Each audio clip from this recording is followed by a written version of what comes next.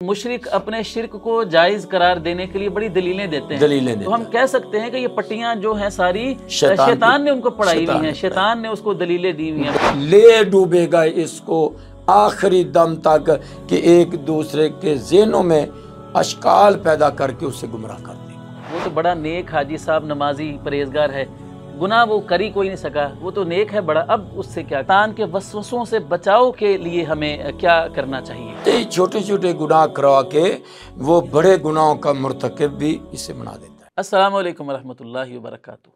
नहमदुहु व नुसल्ली व नुसल्लिमु अला रसूलिहिल करीम।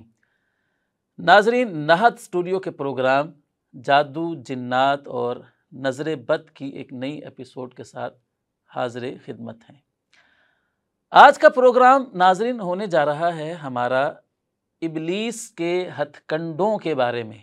हमने गुज़श्ता एपिसोड में ये इस बात पर का तज़किरा किया कि शैतान किस किस तरीके से आता है हमारे पास, कैसे कैसे हमें वरगलाता है, किस किस अंदाज से वो गुमराह करता है, क्या पैंतरे हैं उसके, क्या अंदाज़ हैं उसके वार करने के। कुरान मजीद में, नबी सल्लल्लाहु अलैहि वसल्लम की अहादीस में हमें इसके बारे में क्या आगाही दी गई है, इसके बारे में हमने आगाज़ किया था सिलसिले का गुज़श्ता एपिसोड में। तो उसी सिलसिले को हम आज आगे बढ़ा रहे हैं। तो पहले की तरह आज भी हमारे साथ स्टूडियो में मौजूद हैं फ़ज़ीलतुश शेख मौलाना अब्दुर्रहमान ज़ाहिद साहिब हफ़िज़हुल्लाह।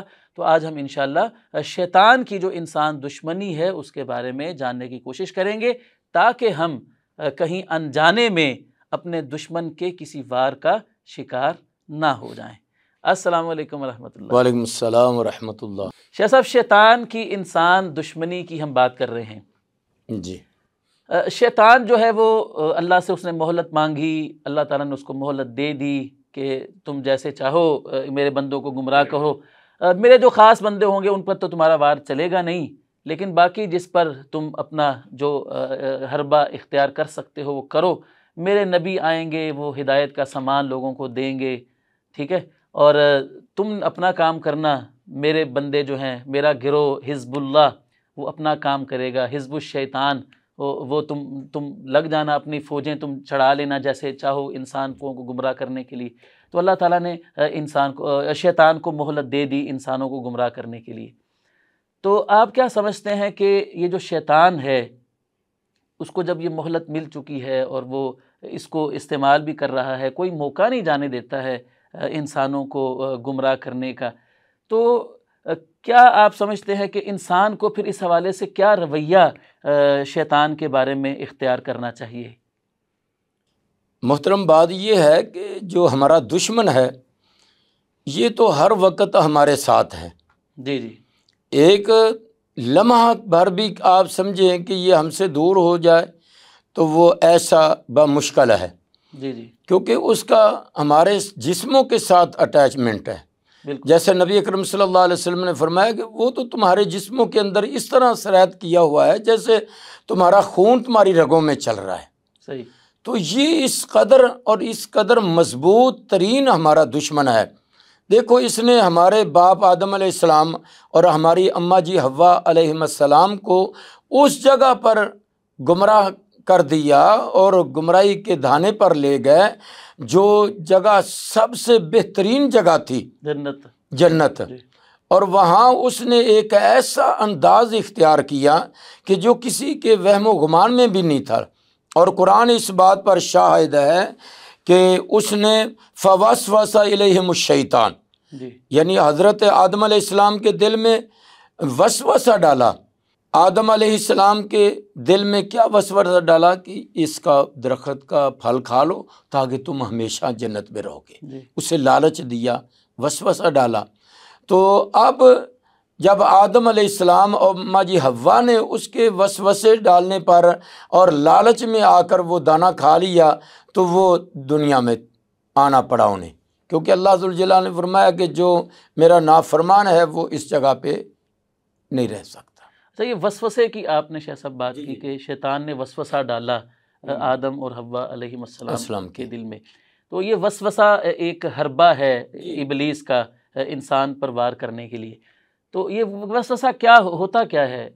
वसवसा ये है कि असल में ये एक उसकी آرزویں دلانا ہے، کسی کو ایگری کرنا ہے، کوئی سامنے تو نہیں نظر آتا وہ شیطان بات بھی ہمیں نہیں کرتا، نہ بات کرتا ہے نہ کوئی واز کرتا ہے، تو اس نے ایک انسانی دل کے اندر ایک بات ایک ڈال دینی ہے۔ دماغ کے اندر ڈال دینا، کیونکہ اللہ ذوالجلال نے یہ اسے اختیار دے رکھا ہے کہ وہ بغیر سامنے آئے کے اور بغیر لمبا چوڑا واز کرنے کے اس نے ایک آرزو دلانی ہے، اس کا کنٹرول ہے ہمارے اس دل کے پر، دماغ پر، جی جیسا کہ رسول اللہ صلی اللہ علیہ وسلم کی حدیث ہے نا، جو ذکر نہیں کرتا تو اس کے دل پر شیطان اپنا جو ہے نا وہ تسلط جما لیتا ہے، صحیح، منہ رکھ دیتا ہے اس کے دل کے اس سوراخ پر۔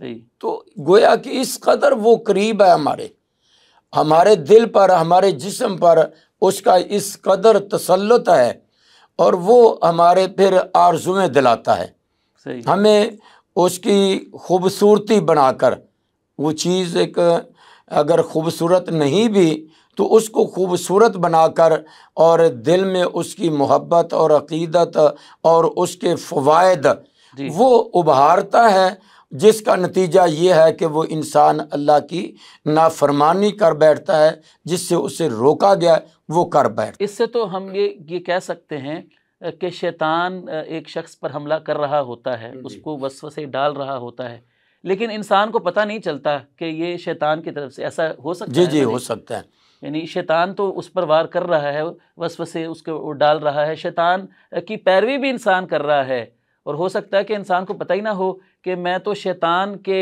ایجنڈے پر عمل پیرا ہوں، اس کی بات مان رہا ہوں، لیکن انسان کو پتہ بھی نہیں ہے کہ اصل میں مجھ سے کام کروانے والا تو ابلیس ہے، پیچھے سے اس نے وسوسہ ڈال کر مجھے اس کام پر آمادہ کیا ہے۔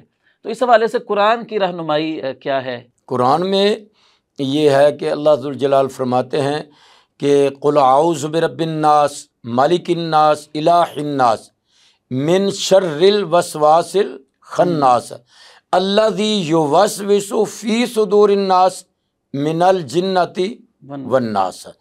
تو گویا کہ دلوں میں وسوسہ ڈالنا اس کا سب سے مضبوط اور سب سے اہم کام جو ہے اور انسان پر وار وہ یہ ہے وسوسہ ڈالنا۔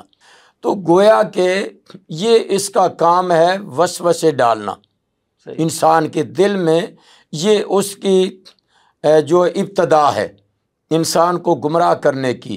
وہ اچھے بھی ہو سکتے ہیں، برے بھی ہو سکتے ہیں۔ مثلا اچھے کیا ہیں کہ انسان کے دل میں آ کر یہ وسوسہ ڈالتا ہے زمین کس نے بنائی؟ تو وہ کہتا اللہ نے۔ پھر سوال اس کا دوسرا فوراً کہ آسمان اللہ نے، یہ ساری مخلوقات کس نے بنائی ہے؟ اللہ نے۔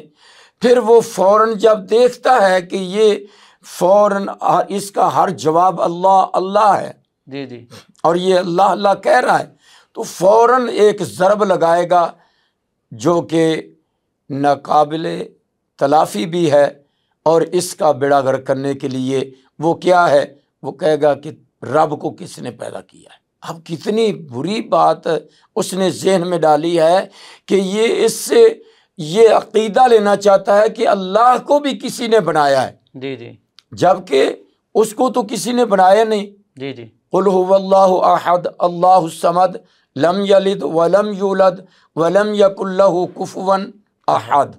تو گویا کہ اے میرے محبوب صلی اللہ علیہ وسلم کہہ دو قل هو اللہ احد، اللہ اکیلا ہے، اللہ الصمد اللہ بے نیاز ہے، لم یلد ولم یولد نہ اس نے کسی کو جنا نہ وہ کسی سے جنا گیا، یعنی نہ تو اس کے والدین ہیں نہ اس کی اولاد ہے نہ بیوی ہے۔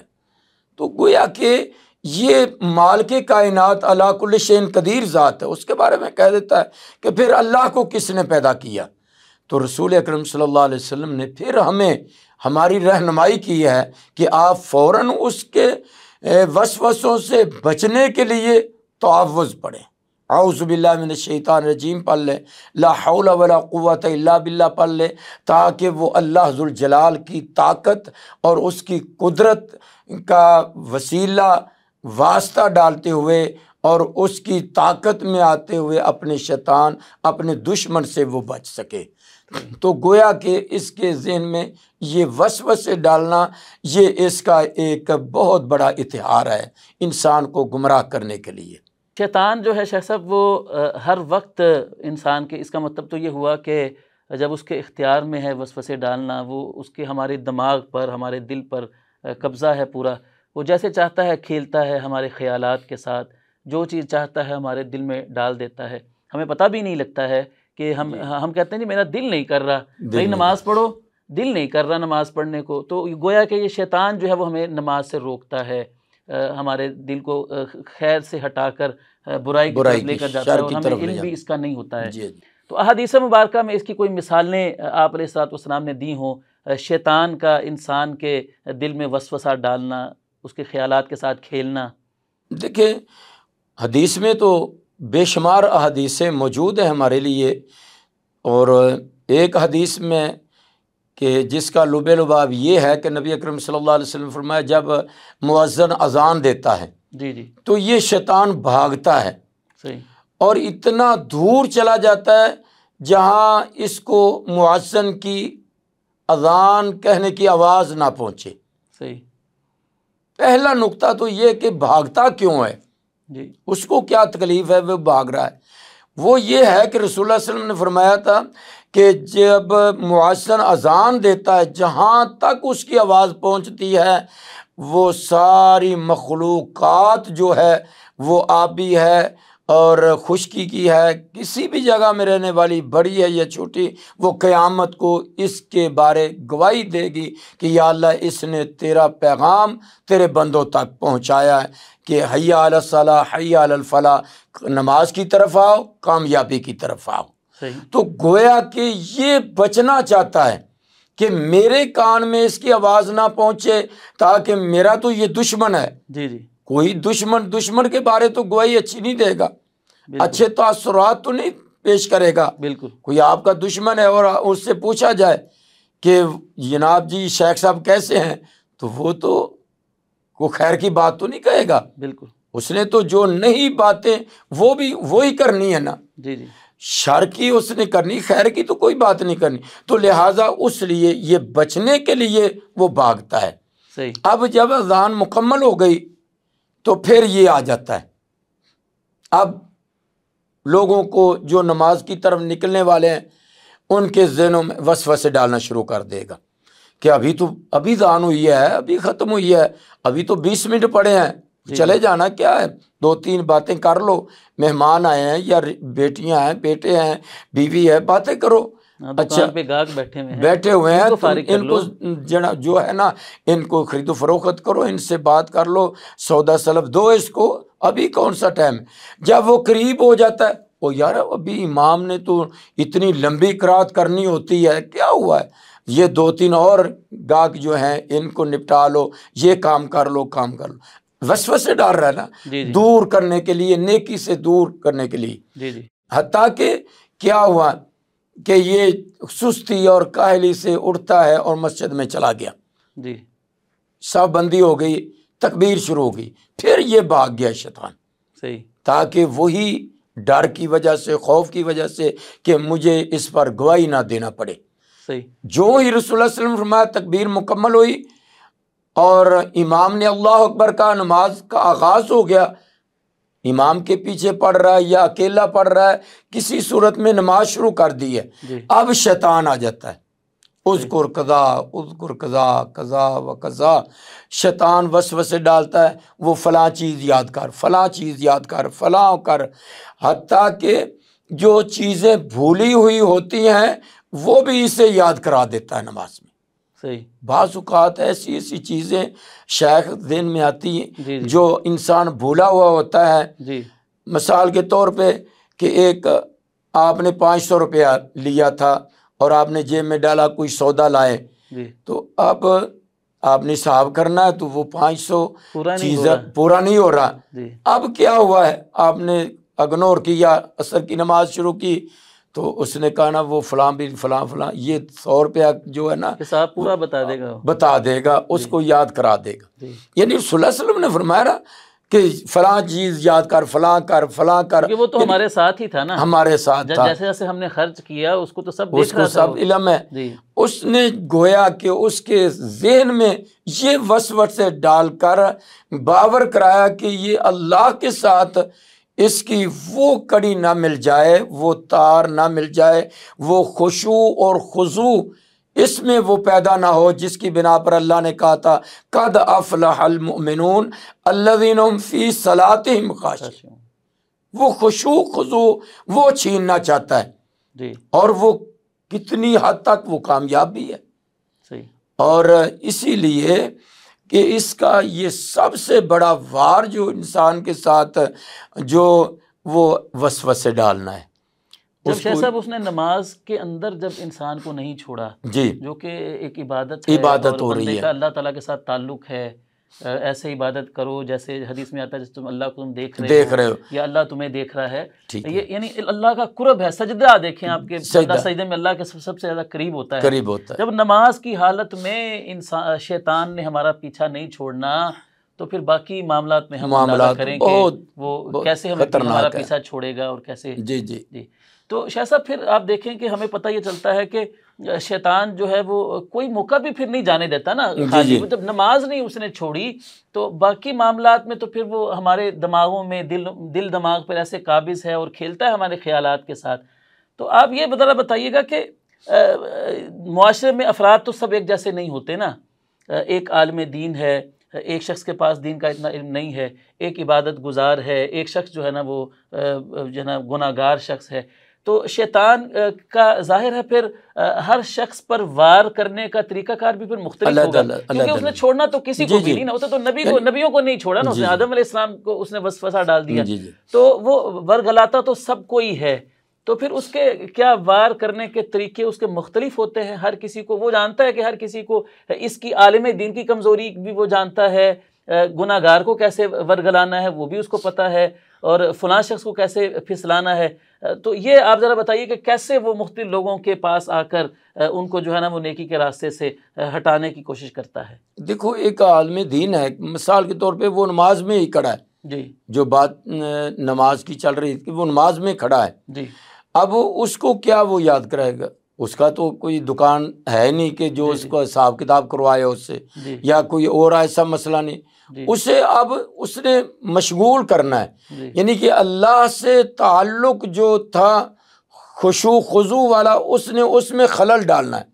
اب اسے کہے گا وہ فلاں روایت تجھے نہیں نا پتا وہ فلاں جگہ پہ ہے، بندے کو ایک بات یاد نہیں آ رہی ہوتی، ایک یاد نہیں آ رہی ہوتی، ایک مسئلے کے بارے علم نہیں ہوتا، یا ایک ذہن میں یا یہ کسی نے مجھ سے مسئلہ پوچھا تھا میں نے اس سے وعدہ کیا تھا میں بتاؤں گا، دلیل نہیں یاد آ رہی، تو وہ اس نے اس کا انداز اختیار کر کے اس کو ادھر مشغول کر دینا ہے تاکہ وہ خشوع خضوع اس کا ختم، میں وہ اس مسئلے پر غور و فکر شروع کر دے گا، اور جس کا نتیجہ بعض اوقات یہ نکلتا ہے کہ 3 رکعتیں پڑھا دی اور سلام پھیر دیا، تو وہ کہتے ہیں کہ جناب تم نے تو حضرت صاحب 4 پڑھانی تھی 3 پڑھا دی ہیں، تو مقتدی تو ماشاءاللہ پھر وہ بھی تو اسی انسانوں میں سے ہے نا، جی جی امام صاحب بھول گئے ہیں تو پچھلے وہ بھی بس ٹھیک ہے، بعد میں کہیں گے ہاں جی وہ ایک سیدہ رہ گیا تھا، حالانکہ بات یہ ہے کہ پہلے بھی تو ان کو یعنی کہ ان کو بھی مشغول رکھا ہوا ہے،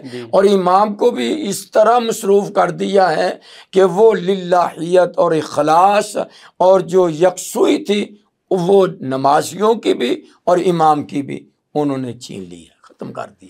تو اسی طرح برے لوگوں کے دلوں میں تو پھر وہ تو پہلے ہی اس کے کام پہ لگے ہوئے ہیں، اس کو تو ضرورت نہیں ہے وہاں جا کے محنت کرنے کی۔ شاہ صاحب شیطان وسوسے ڈالتا ہے انسان کے ذہن میں، اور دیکھیں گناہ مختلف طرح سے ہوتے ہیں، کوئی بہت بڑے گناہ ہیں، کوئی چھوٹے گناہ ہیں، عقیدے کا گناہ ہے، عمل کا گناہ ہے، تو شیطان جو ہے ظاہر ہے پھر مختلف طریقوں سے وار کرتا ہوگا، اور ضروری بھی نہیں ہے کہ اس کا وار ہر انسان پر چل بھی جائے، ہو سکتا ہے کوئی ایک وار میں وہ ناکام ہو گیا، تو میں نہیں یہ سمجھتا کہ اگر ایک بار وہ وار کر کے ناکام ہو گیا ہے تو وہ اس بندے کو چھوڑ دے گا کہ اس پر تو میرا وار نہیں چلا، چلو میں اس کو چھوڑتا ہوں۔ تو کیا آپ سمجھتے ہیں کہ وہ پیچھا چھوڑ دیتا ہے کہ انسان کا ایک دفعہ وار اگر اس پر نہیں چلا اس کا تو؟ نہیں، ایسا نہیں ہے جی کیونکہ دشمن ہے نا وہ ہمارا، جی اور سبھی کو علم ہے کہ وہ ہمارا دشمن ہے. انہ لکم عدو مبین، قرآن نے بھی کہا ہے جی یا ایھا الذین آمنوا لا تتبعوا خطوات الشیطان انہ لکم عدو مبین. صحیح تو اس کے مختلف طریقے ہیں. صحیح اب دیکھو عقائد میں جی وہ سب سے پہلے جو علماء ہیں یا دین کی طرف جن کا رجحان ہے، لگاؤ ہے، ان پر اس کا جو ہے وہ خفیہ طور پر ان کے عقائد پر حملہ کرے گا، کیونکہ سب سے اہم تو عقیدہ ہے. سب سے اہم عقیدے جو ہے وہ پختگی ہے. کوشش ہوگی کہ بندہ شرک کرنے لگ جائے، کفر کرنے لگ جائے. جی اور اس کو ایسا پیارا انداز دے گا اور اس کے ذہن میں وسوسے ڈالے گا، اور جس کی بنا پر اس کے عقیدے پر وہ اتنی گہری ضرب لگائے گا کہ وہ انسان شرک پر ایگری ہو جائے گا.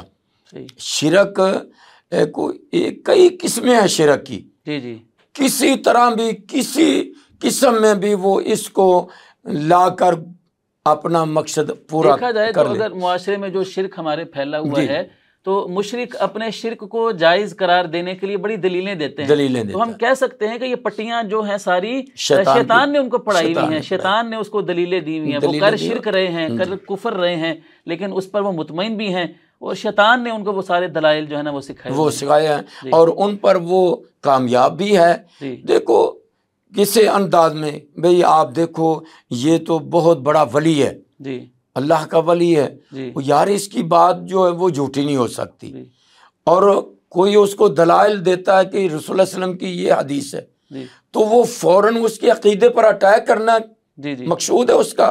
جی وہ کیا کہے گا؟ اور نہیں جی بابا جی نے تو اے آکھیا ہے، جی جی بابا جی نے تو یوں کہا ہے، تو یوں کہا ہے، لہٰذا وہ حدیث کے مقابلے میں بزرگوں کے اقوال کو جی جی فقیت دے رہا ہے. جو ہی اس نے اس کو اہمیت دی ہے، اور مقصد حل ہو گیا. پچھلی عقیدہ خراب ہو گیا. امتوں میں بھی جس سے بھی شرک کیا ہاں وہ جی. شیطان کے بہکاوے میں آ کر بہکاوے کیا میں نا. آ کر. اس نے آ کے کہا کہ یہ اللہ کے مقرب بندے ہیں. وہ جو حدیث مبارکہ جی میں جی. آتا ہے نوح علیہ السلام کی قوم میں جی جی. پہلے انہوں نے اپنے جو اللہ کے ولی ہوتے تھے، انبیاء کرام علیہ السلام ہوتے تھے، ان کی پہلے تصویریں لگائیں. اگلی نسل آئی، ان کو کہا کہ جناب یہ بڑے اللہ کے قریبی تھے، تمہارے والدین ان کی پوجا کرتے تھے، تم ان کے ذریعے سے واسطہ وسیلہ دے کر اللہ سے ان کی مانگو. جیسے آج کل لوگ کہتے ہیں اللہ ہماری سنتا نہیں ہے، ان کی اللہ ہماری موڑتا ان نہیں کے ہے سامنے اور ان کی درگاہ. تو یہ سارے شیطان کے پڑھائے ہوئے سبق ہیں جو کرتے ہیں. اچھا، اگر شیطان ناکام ہو گیا عقیدے میں، کسی یعنی کہ اس کو گمراہ نہیں کر سکا، بڑا وہابی قسم کا بندہ ہے، وہ مضبوط ترین ہے، اعصاب کا مضبوط ہے، وہ اللہ کے ساتھ کسی کو ایک لمحہ کے لیے بھی وہ اس بات سے جو ہے نا وہ پیچھے نہیں ہٹا. تو اب اس کا یہ نہیں ہے کہ اس کو چھوڑ دو، ٹھیک ہے یار اگلا پینترا اختیار کرے گا، وہ دوسرا کرے گا کہ اس کو جناب جی لالچ دلائے گا. صحیح. وہ لالچ میں کوئی بھی چیز، کسی بھی چیز کا لالچ ہے، وہ دینی لالچ ہے، لالچ، جی جی، اجر و ثواب کا لالچ دلا دے گا. کیا ہے کہ تم یہ کام کرو، مثال کہ تم جو ہے نا آج کسی نے نظر و نیاز کا وعدہ کیا تو سبیل لگا لو. جی جی. تم جناب جی آج کنڈے بھر لو، کوئی بدعتی کام کرا لو. یعنی کام ہوگا نیکی والا بظاہر، لیکن چونکہ اللہ اور اس کے رسول کے احکامات سے ہٹ کر ہے تو لہٰذا وہ عقائد میں تو نہیں کامیاب ہو سکا، اعمال میں اس نے ان کی گمراہی کا ذریعہ بنا دیا. شاہ صاحب، بدعت پر بھی کسی کو ابھارنا ظاہر اتنا آسان تو نہیں ہے. ایک شخص بڑا ہی متبع سنت ہے، اس کو بڑا یقین ہے اس بات پر کہ کتاب و سنت میں جو عمل ثابت نہیں ہے، صحابہ کے عمل سے ایک بات ثابت نہیں ہے، تو وہ کبھی بھی کسی بدعت کا ارتکاب نہیں کرے گا. تو ظاہر ہے پھر شیطان اگر اس میں بھی ناکام ہو گیا تو وہ پھر اس سے بھی اگلا حربہ جو ہے وہ آزمائے گا. جی، اس کا یہ طریقہ ہے، دیکھو اس نے تو اپنے دشمن کو زیر کرنا ہے. جی. وہ کس انداز سے کرتا ہے، کیسے کیسے کرتا ہے. اب اس نے یہ 2 حربے تو اس کے ناکام ہو گئے. تیسرا حربہ پھر لالچ کا ہے جی اسے لالچ دلائے گا صحیح. کہ تم یہ کرو گے تو تمہیں یہ مل جائے گا. جیسے آدم علیہ السلام کو جیسے لالچ آدم علیہ السلام کو لالچ دلوایا نا، جی. اور وہ لالچ میں آ کے انہوں نے درخت کا دانہ کھا لیا، جی. یعنی وہ پھل کھا لیا اور وہ لالچ میں آ گئے. ایسے ہی انسانوں کو لالچ دلواتے ہیں. جی دیکھو وہ لالچ کیا ہے، وہ محبت کے عروب میں ہوگا، محبت کے لبادے میں، صحیح. کہ یار تجھے لالچ ملنا چاہیے. حضرت حسین کے ساتھ تم اگر چاہتے ہو کہ میری آخرت ہو، جی یا تجھے حضرت علی المرتضیٰ رضی اللہ تعالیٰ عنہ کی رفاقت ملے، تمہیں اہل بیت کی جو ہے رفاقت نصیب ہو، تو پھر ان کے لیے تم بھی کچھ کرو. صحیح. لالچ دے نا بھی، تو نے جی جنت میں اگر ان کے ساتھ جانا ہے، حوض کوثر پہ تم نے پانی پینا ہے، جی جی رسول اللہ علیہ وسلم کا قرب لینا ہے، شفاعت لینی ہے، تو پھر تمہیں کچھ کرنا پڑے گا. صحیح. کیا کرنا پڑے گا؟ اس سے 10 سبیلیں محرم کو سبل لگوا، انہیں سبیل لگاؤ. سبیلیں لگوانا شروع کر دے گا. جی پھر کیا ہے، وہ ذرا تھوڑا سا اکھڑ قسم کا انسان ہے، جی 10 محرم کو تو نہیں، ہم کم از کم، وہ چلو یار 10 کو نہ کرو، 8 کو کر لو، صحیح. 9 کو کر لو، 7 کو کر لو. یعنی کسی طرح اسے لالچ دے کر ان کی محبت کا جو ہے نا وہ آئینہ دکھا کر صحیح. کہ یار تو ان کا گستاخ ہے، لوگ کیا کہیں گے جی جی کہ اس کے دل میں کوئی محبت نہیں. وہ جیسے ہمیں عیسائی کہتے ہیں کہ تم عیسیٰ علیہ السلام کے ساتھ محبت نہیں کرتے ہو. بھئی ہم کرتے ہیں، جی. ان کو اللہ کا رسول نہیں جی ہم نہیں مانتے. اگر تم اس کو اللہ کا بیٹا مانو تو پھر تو ٹھیک ہے، جی جی اس کو عبادت کرو یا اس کو خدا مانو، پھر محبت کا اظہار ہے. صحیح. تو جب یہ نہیں، جو بچ گیا بچ گیا. وہ ہمارے مسلمانوں سے، مولویوں سے وہ کام کروا رہا ہے جی اور جی کروا جاتا ہے. وہ بھی جو ہے وہ جناب جی کیک کاٹ رہے ہیں، جی جی وہ بھی انہیں مبارکباد دے رہے ہیں. عیسیٰ علیہ السلام کی جی جی سالگرہ 25 دسمبر کو. جی 25 دسمبر کو جی یعنی انہیں مبارک دے رہے ہیں.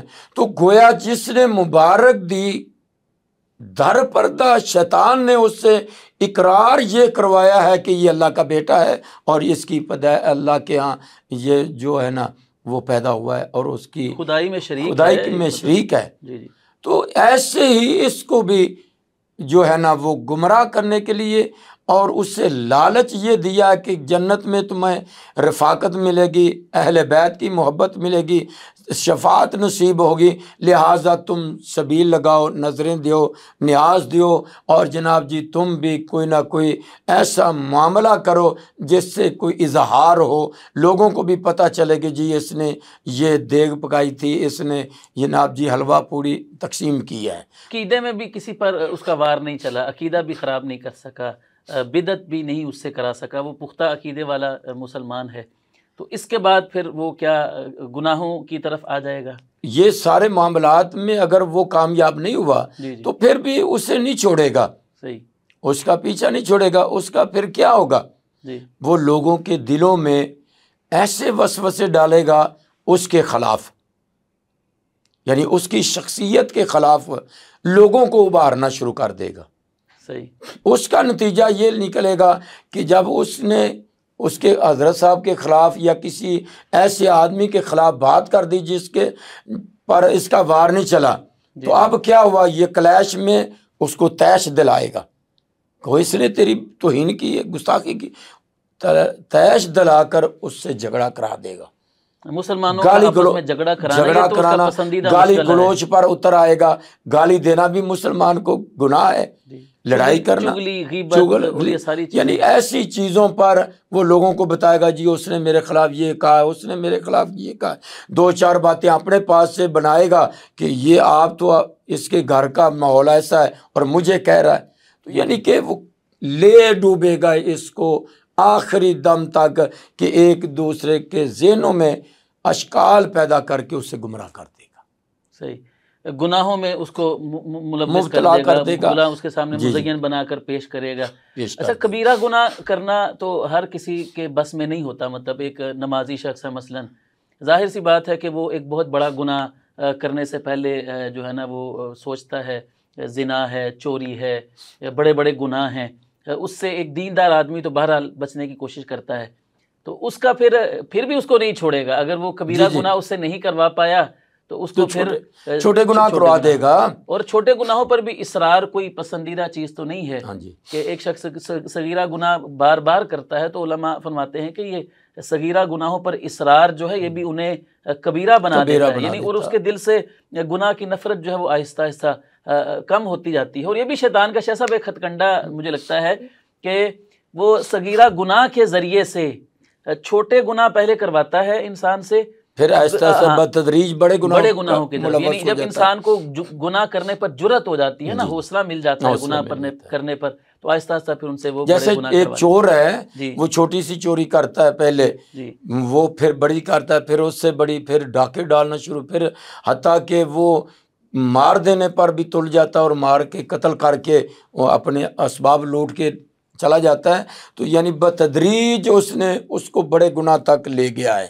ایسے ہی چھوٹے چھوٹے گناہ کروا کے وہ بڑے گناہوں کا مرتکب بھی اسے بنا دیتا ہے. اگر شیخ صاحب یہ جتنے ہم نے چیزیں ذکر کی, عقیدہ بھی وہ خراب نہیں کر سکا, بدعت بھی نہیں کروا سکا, کبیرہ گناہ بھی نہیں کروا سکا, اور صغیرہ گناہ کروانے پر بھی کسی شخص سے وہ آمادہ نہیں کسی کو کر سکا, تو کیا پھر جان چھوڑ دے گا وہ انسان کی؟ نہیں, پھر بھی نہیں چھوڑے گا. پھر کیا؟ کیونکہ مرد دم تک اس نے جو ہے نا وہ کسی قسم کا جو بھی حربہ ہے وہ اس نے استعمال کرنا ہی کرنا. کبیرہ گناہ بھی نہیں کیا اس نے, صغیرہ بھی نہیں کر سکا. وہ تو بڑا نیک حاجی صاحب, نمازی, پرہیزگار ہے, گناہ وہ کر ہی کوئی نہیں سکا, وہ تو نیک ہے بڑا. اب اس سے کیا کرے گا؟ اس سے یہ کرے گا کہ اس کے دل میں ریا پیدا کر دے گا.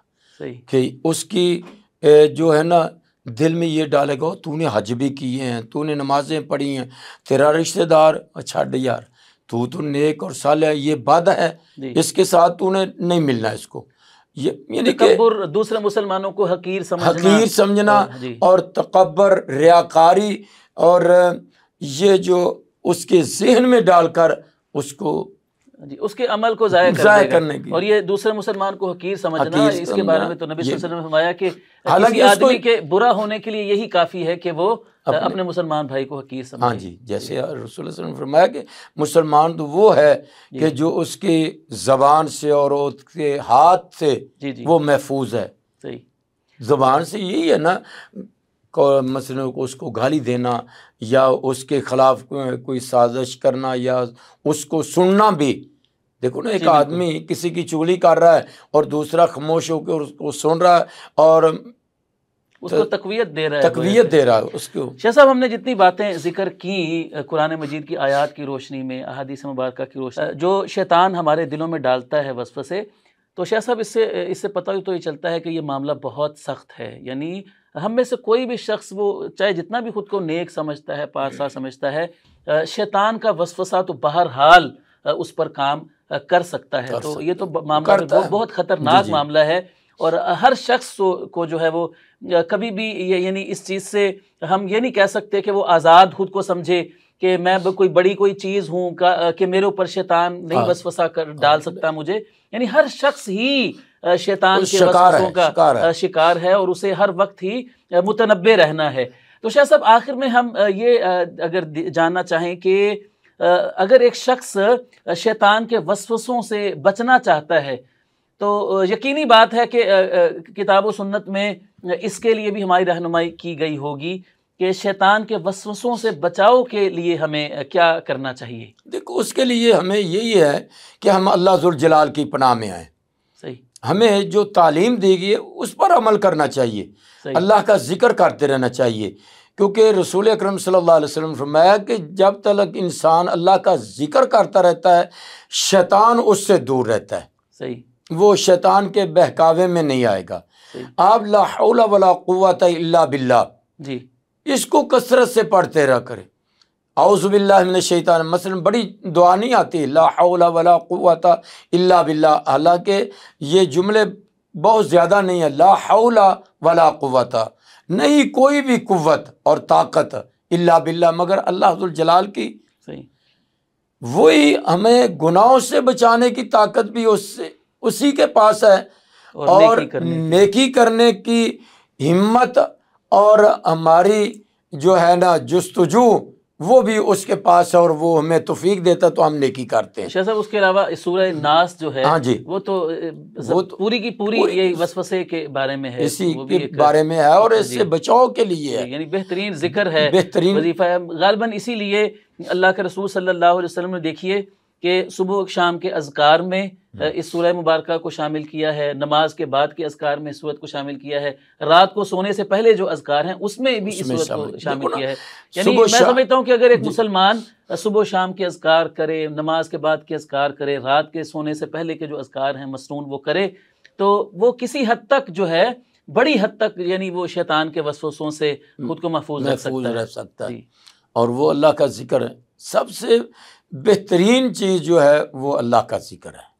جیسے رسول اللہ صلی اللہ علیہ وسلم فرمایا کہ رات کو آپ صلی اللہ علیہ وسلم کی سنت مبارک بھی کہ آپ معوذتین پڑھتے اور پھر اپنے ہاتھ پہ پھونک کے اور اس کو جسم پہ ہاتھ پھیر لیا کرتے، تو ایسے ہی انسان کو سنت پر بھی عمل ہو جائے گا۔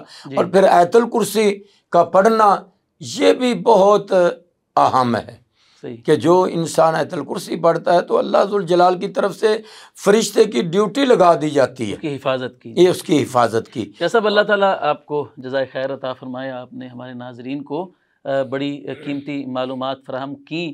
ناظرین، ہم اللہ رب العزت کے حضور دعا گو ہیں کہ اللہ تعالیٰ ہمیں اپنے حفظ و امان میں رکھے۔ ہم بڑے کمزور ہیں، ظاہر سی بات ہے، دشمن ہمارا بڑا طاقتور ہے اور ہر وقت وہ تیار ہے ہم پر حملہ آور ہونے کے لیے۔ تو ناظرین، ہمیں علم بھی حاصل کرنا ہے، اپنے دشمن کے بارے میں جاننا بھی ہے، اور وہ سارے طریقے بھی اختیار کرنے ہیں جو کتاب و سنت میں ہمیں بتائے گئے ہیں اپنے دشمن کا مقابلہ کرنے کے لیے، اس کے حملوں سے خود کو بچانے کے لیے۔ تو ناظرین، اگر آپ اس پروگرام میں دلچسپی لے رہے ہیں اور آپ جاننا چاہتے ہیں اپنے سب سے بڑے دشمن شیطان ابلیس کے واروں کے بارے میں جاننے کے لیے کہ وہ کیسے کیسے ہم پر وار کرتا ہے، کیسے کس طریقے سے وہ آ کر ہمیں ورگلاتا ہے، کیسے کیسے ہمیں وہ گمراہ کرنے کی کوشش کرتا ہے اور ہمیں پتہ بھی نہیں چل رہا ہوتا ہے کہ ہمارے اوپر شیطان کا وار چل رہا ہوتا ہے۔ تو ناظرین، آئندہ جو ہماری ایپیسوڈ آنے والی ہیں اس پروگرام کی نہر اسٹوڈیو پر، اس میں ہم انشاءاللہ یہی باتیں ڈسکس کریں گے کہ شیطان کس طریقے سے ہم پر آ کر وار کرتا ہے۔ تو آئندہ تک کے پروگرام کے لیے اجازت چاہتے ہیں، تب تک کے لیے اجازت دیجیے۔ اللہ تعالی ہم سب کا حامی و ناصر ہو۔ والسلام علیکم ورحمۃ اللہ وبرکاتہ۔